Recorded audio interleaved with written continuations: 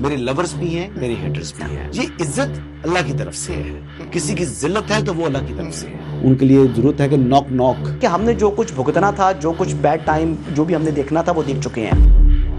حسن ایوب خان کے تمام دیکھنے والوں کو السلام علیکم. ناظرین، آج پھر اڈیالہ کے باہر ایک ڈرامہ رچانے کے حوالے سے تیاریاں مکمل ہیں.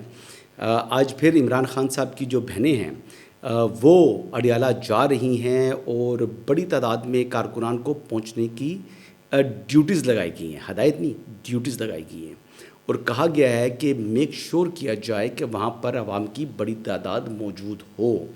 ایسی صورتحال میں جب آپ کو معلوم ہے کہ ٹرائی سیریز پاکستان میں انٹرنیشنل کرکٹ ہو رہی ہے راولپنڈی میں، اور اس موقع کے اوپر جب آلریڈی دہشت گردی کی کارروائیاں ہو رہی ہیں اور پاکستان کی جو انٹرنیشنل کرکٹ تھی وہ خطرہ لاحق اس کو تھا، لیکن پھر گورنمنٹ آف پاکستان نے بڑا ایفیکٹولی سری لنکن بورڈ سے بات کی، باقی بورڈ سے بات کی اور فول پروف سیکیورٹی انشور کرنے کے حوالے سے یقین دہانی کرائی جو ممالک پاکستان میں زمبابوے اور سری لنکا کھیل رہے ہیں. لیکن بات یہ ہے کہ یہاں پر جو پاکستان تحریک انصاف ہے اس کو پاکستان کے مفاد سے کیا لگے. پاکستان میں انٹرنیشنل کرکٹ رہے، پاکستان میں انٹرنیشنل کرکٹ نہ رہے، انہوں نے تو اپنی سیاست کرنی ہے اور اسی سیاست کو چمکانے کے لیے اور اپنی سیلف پروجیکشن کے لیے جو علیمہ خانم ہیں اور پارٹی کو ہائی جیک کرنے کے لیے وہ یہ سارا کا سارا جو کھیل ہوتی ہے یہ رچاتی ہیں وہاں پر. کیونکہ عمران احمد نیازی نے تو لاؤڈلی اینڈ کلیئرلی یہ بات کی ہوئی ہے کہ اڈیالہ کے باہر اکٹھا ہونے کی یا احتجاج کرنے کی مجھے ضرورت نہیں ہے. اگر آپ نے کرنا ہے تو ہائی کورٹ اور سپریم کورٹ کے سامنے جہاں پر میرے مقدمات فکس نہیں ہو رہے وہاں پر جائیں اور وہاں پر احتجاج کریں. دوسری بات یہ ہے جی کہ آج کیا ملاقات ہوگی علیمہ خانم کی، تو میں یہ بات کہہ سکتا ہوں کہ علیمہ خانم کی کم از کم ملاقات نہیں ہوگی، اور اس حوالے سے مجھے کم از کم جو ہے وہ یعنی کافی حد تک جو ہے وہ یقین ہے کہ ایسا ممکن ہوتا دکھائی نہیں دے رہا. اب آگے دن کا آغاز ہے، جب تک یہ آپ ولاگ دیکھ رہے ہوں گے اپلوڈ ہوگا اس ٹائم تک چیزیں کافی کلیئر ہو چکی ہوں گی. آگے بڑھتے ہیں جی. سہیل آفریدی صاحب کو آج الیکشن کمیشن آف پاکستان نے ذاتی حیثیت میں طلب کیا ہوا تھا. وہ وہاں پر پہنچے، وہاں پر بات کی اور پھر انہوں نے یعنی ایک اچھا جسچر دیا. وہ ان کو جانا چاہیے تھا. الیکشن کمیشن آف پاکستان ایک آئینی ادارہ ہے جس کے اختیارات ہائی کورٹ کے مساوی ہیں اور الیکشن کے انتظام و انصرام کی مکمل ذمہ داری اس کی ہے، نہ کہ کسی کورٹ کی. تو وہاں پر انہوں نے پیش ہوئے اور جو نوٹس تھا اس کے اوپر انہوں نے دلائل دیے ان کے وکیل نے، علی بخاری نے.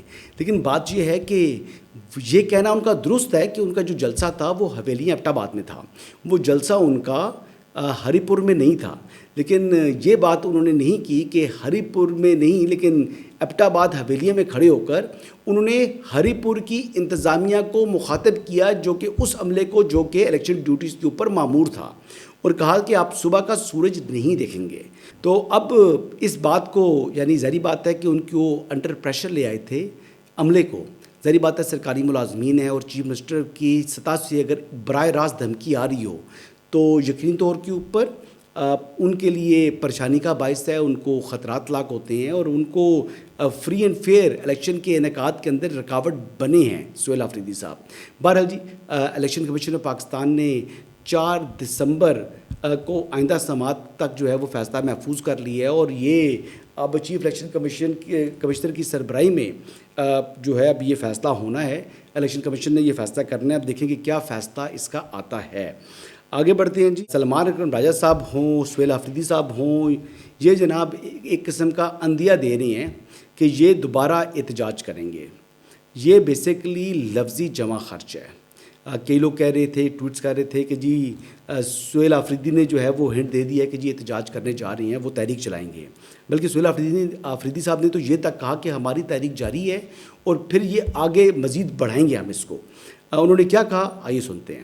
تحریک ہماری بھی چل رہی ہے اور یہ انشاءاللہ تعالی آگے بھی جائے گی اور آپ کو نظر آئے گا. بہت شکریہ، مہربانی. اچھا سہیل آفریدی صاحب کی جو باتیں ہو رہی ہیں نا، یہ باتیں صرف لفظی جمع خرچ ہے. یہ عوام کو ویسے خوش کرنے کے لیے ہیں. کوئی احتجاج نہیں کرنا، نہ نومبر کے اندر نہ دسمبر کے اندر، کیونکہ ان کو ایک تو بات یہ ہے کہ جو خیبر پختونخوا کے عوام ہیں وہ تیار نہیں ہے احتجاج کے لیے، اور بار بار جو احتجاج کی کال دی ہے اس وجہ سے عوام بھی جو ہے نا ان سے اکتا چکے ہیں.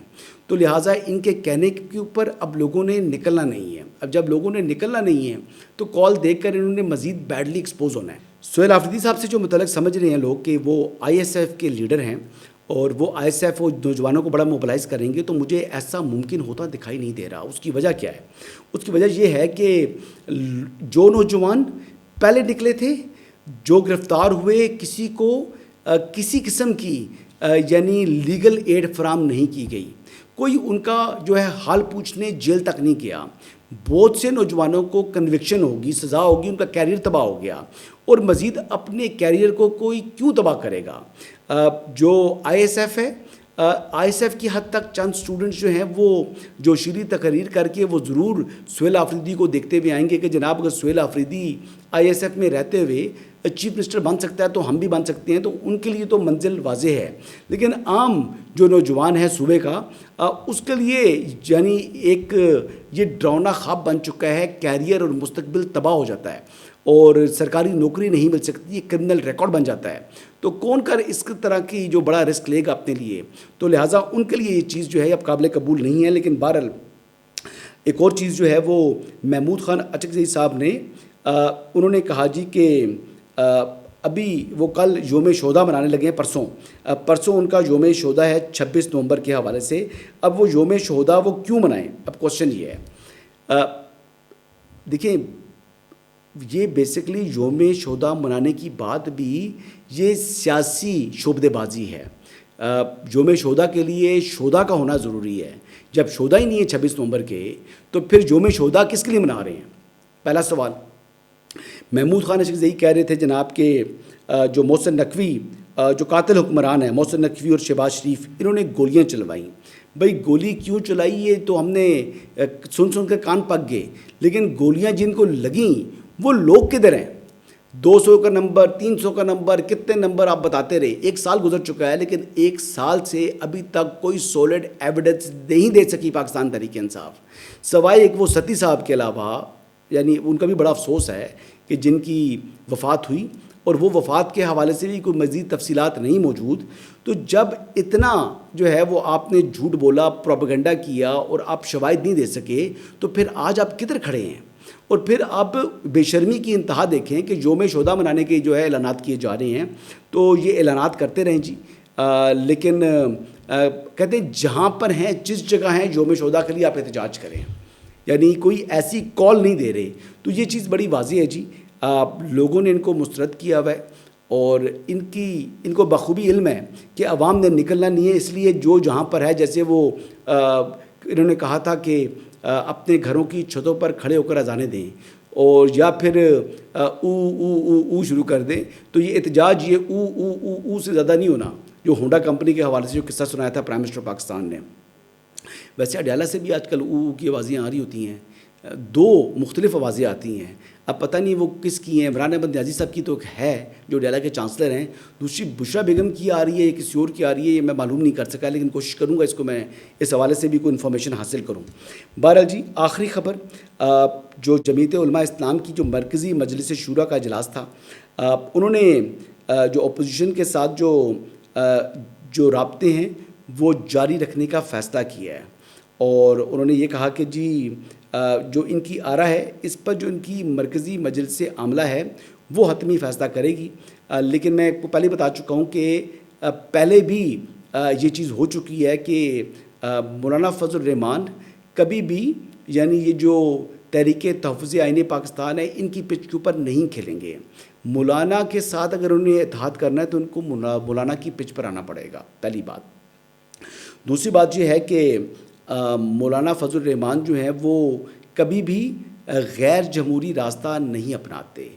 مولانا فضل الرحمان جو ہے وہ کبھی بھی تصادم کی طرف نہیں جاتے، حالانکہ سب سے بڑی اسٹریٹ پاور ان کے پاس ہے. تو اب یہ دیکھتے ہیں کہ، اور دوسری بات یہ کی جا رہی تھی کہ میں سن رہا تھا ایک دن اطہر کاظمی صاحب کو، انہوں نے کہا جی اگر مولانا کے ساتھ آپ نے انتخابی یا آپ نے اپوزیشن اتحاد کرنا ہے تو پھر مولانا سے پہلے جو مخصوص نشستیں ہیں وہ واپس لیں. بھائی کیوں لیں؟ مولانا آپ کو نشستیں کیوں دیں؟ وہ حق بنتا ہے مولانا فضل الرحمان کا، کیونکہ آپ کی پارٹی بطور جماعت الیکشن میں نہیں گئی. تو اس لیے تحریک انصاف کی وہ نشستیں نہیں تھیں. وہ گروپ آف انڈیپینڈنٹس کا کبھی مخصوص نشست نہیں ملتی. مخصوص نشستیں سیاسی جماعتوں کے لیے ہیں. اچھا، آرٹیکل 51 کی موجودگی میں یہ آئین کی منشا ہے, یہ آئین پاکستان کا تقاضا ہے, یہ آئین پاکستان کہتا ہے. اور جو سہولت کاری کے ذریعے زبردستی جو نشستیں واپس کرنے کی کوشش کی تھی جن معززین نے, ان میں سے تو 2 گھر جا چکے ہیں, اور میں امید کرتا ہوں کہ باقی بھی ان کے نقش قدم پر چلتے ہوئے یہی راستہ اپنائیں گے اور ریزائن کر کے گھر جائیں گے. لیکن وہ کافی دیر کر دی انہوں نے. لیکن جی مولانا فضل الرحمان صاحب جو ہیں وہ اس حوالے سے اگر وہ اپوزیشن الائنس کا حصہ بنتے ہیں تو پھر یہ اپوزیشن الائنس تصادم نہیں کرے گا بلکہ جمہوری جدوجہد کرے گا مولانا کی قیادت میں. اور اگر انہوں نے تشدد کا راستہ اپنانے کی کوشش کی تو پھر مولانا ان کا ایک ساتھ حصے دار نہیں ہوں گے. اس حوالے سے مجھے کم از کم یہ چیز واضح ہے. یہی اس وقت تک کی اپڈیٹس ہیں جی. انشاءاللہ دوبارہ آپ کی خدمت میں حاضر ہوں گا. اجازت دیجیے گا. اللہ حافظ.